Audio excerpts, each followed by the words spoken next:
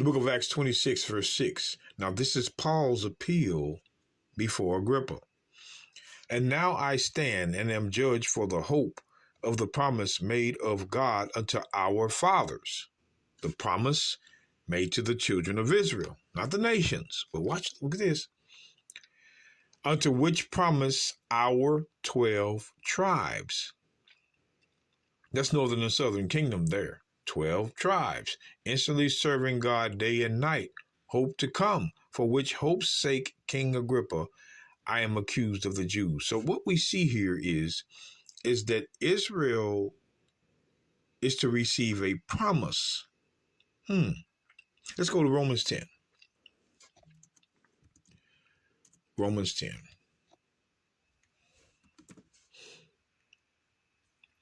Verse 1. Paul says, Brethren, my heart's desire and prayer to God for Israel is that they might be saved. So Paul's prayer and desire is for Israel to be saved, not the other nations. It was Israel.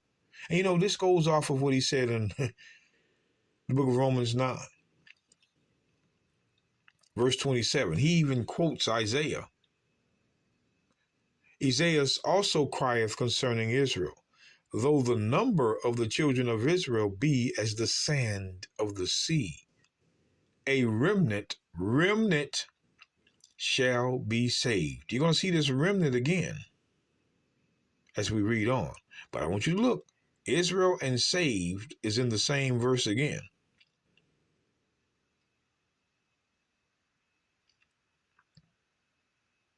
Isaiah also crieth concerning Israel, though the number of the children of Israel be as the sand of the sea, a remnant shall be saved. So you look at it and you see Paul, Brethren, my heart's desire and prayer to God for Israel is that they might be saved. So you just can't read over that. But Christians do. They read right over it and ignore it. They ignore it. Why didn't Paul say my desire and prayer for the nations? He said Israel. So when we go to Romans 11:26,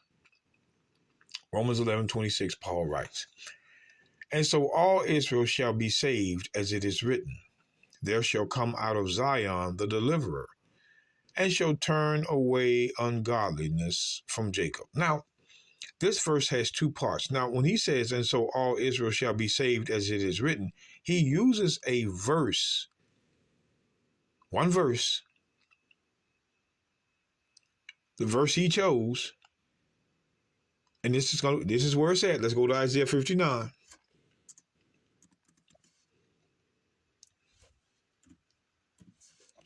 Isaiah 59. And verse 20. And the Redeemer shall come to Zion, and unto them that turn from transgression in Jacob, saith the Lord. So Paul is using Old Testament verses out of Isaiah in his letters. But I want to go back to Romans 11:26 because I want you to see something. Romans 11:26 one more time. Romans chapter 11, verse 26.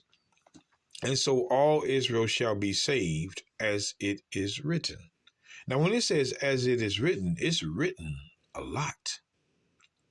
I want to take a look at a few examples.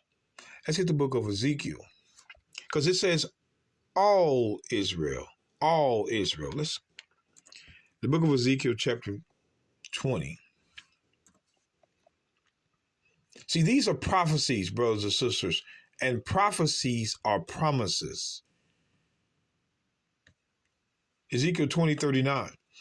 As for you, O house of Israel, thus saith the Lord God, Go ye, serve ye every one his idol, and hereafter also, if ye will not hearken unto me. But pollute ye my holy name no more, with your gifts and your idols. For in my holy mountain, in the mountain of the height of Israel, saith the Lord God, there shall all the house of Israel, all of them in the land serve me. All of them. This is what Paul was talking about. This is a prophecy of all Israel being saved. There shall all the house of Israel, all of them in the land serve me. There will I accept them, and there will I require your offerings and the first fruits of your oblations with all your holy things. So this is a verse that you can look at and see, well, all Israel, all of them, every last one of them. Let's go to Michael. Can't do too much talking in 10 minutes, so I got to go to the verses. Michael chapter 2 and verse 12. Here's a prophecy, which is a promise. I will surely assemble, O Jacob, all of thee. I will surely gather the remnant. So the all of Israel is a remnant, like it says in Isaiah chapter 9, verse 27, which was referred to back as Isaiah chapter 10. So these prophets over and over are seeing this. I will surely gather the remnant of Israel. I will put them together. Put them together. Now we're going to go back up to the top. I will surely assemble, O Jacob, all of thee. All of thee. I will surely gather the remnant of Israel. I will put them together. What does he mean? What does he mean, put them together? As the sheep of Basra, as the flock in the midst of their fold. So he's putting them back together. Let's go to John 10. That's why Christ said this, John 10:16, and we're going to come back here. John 10, verse 16. And other sheep I have, which are not of this fold, them also I must bring, and they shall hear my voice, and there shall be one fold and one shepherd. Who are the other sheep that are not of this fold? Northern kingdom. One fold was southern kingdom. The other fold was northern kingdom. Let's go back. Remember, one fold. Micah 2.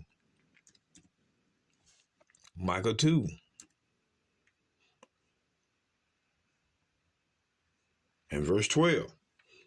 I will surely assemble, O Jacob, all of thee. I will surely gather the remnant of Israel. I will put them together, northern and southern kingdom, as the sheep of Basra, as the flock in the midst of their fold. Their fold is northern and southern kingdom's fold. John 10:16 wasn't talking about other nations in that. They shall make great noise by reason of multitude of men. So when Paul says all Israel shall be saved, these are some examples. Ezekiel 38:8. Just one verse. Ezekiel 38.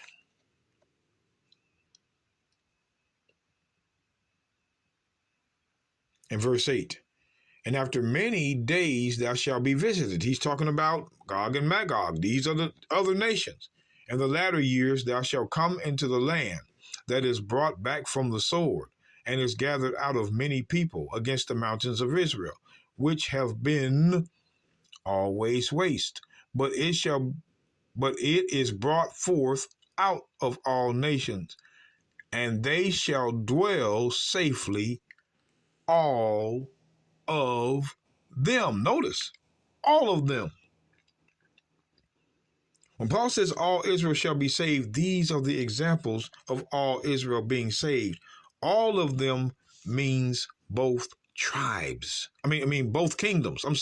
Both kingdoms, which equals to 12 tribes. That's the point Paul was making in Romans 11:26. When he was writing to his brethren, the Jews, about northern kingdom, the Gentiles. And so all Israel shall be saved, both kingdoms. There's no prophecy of other nations being saved.